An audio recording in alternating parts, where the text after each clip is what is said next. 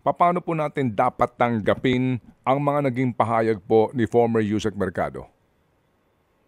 Well, kasi siyempre as the hearing,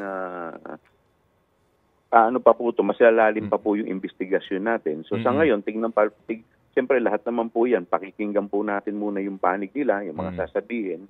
So titingnan po natin kung may mga magko-collaborate, may mga lalabas pa. So kasi sa kanya pong salaysay, parang sinasabi niya, hindi lang naman siya eh. So it would appear na may mga regional directors din at saka mga ibang empleyado rin na nakakatanggap. So parang ang ang duda nga namin, ito ay galing sa confidential fund.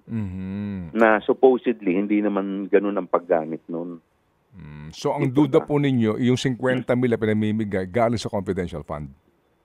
Parang ganun yung lumalabas eh. Kasi nung nawala yata yung confidential fund, nawala rin yung ganitong mga kalakaran eh. Oo. Kasi nga naman din, kung totoo itong kwentong ito, saan ka hahagilap? Eh kung ilang Yusek yan, di ba? Ilang direktor yan. Tigsi 50 mil kada buwan, no? I think iba-iba. Depende sa ranking. Opo. Hindi ba ho parang ano yon?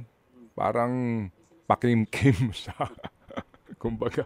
Hindi ko nga po alam. Pero siyempre, kailangan laliman pa natin to dahil medyo, yun nga, actually kasi ito pong investigasyon natin is in aid of legislation. Hindi lang naman to just to pin down anybody eh. Ang purpose nito, kaya ako po ito po nung sinisimulan po namin to, marami ng mga batas na nagpo-formulate po sa akin eh.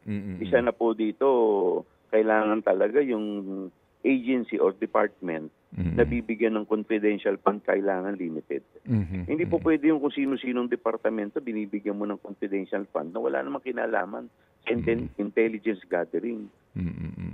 Kasi nagagamit lang po sa ganyan, sa politika, nagagamit sa kung saan ano. Pondo po natin, pondo po ito ng taong bayan, pondo po niya ito. Sir Ted, yung binabawas sa'yo monthly na withholding tax, ito po yun, dito po galing yan. Ted Filon at DJ Chacha, ngayon nasa Radyo 5, 92.3 News FM, Monday to Friday, 6 to 10 a.m.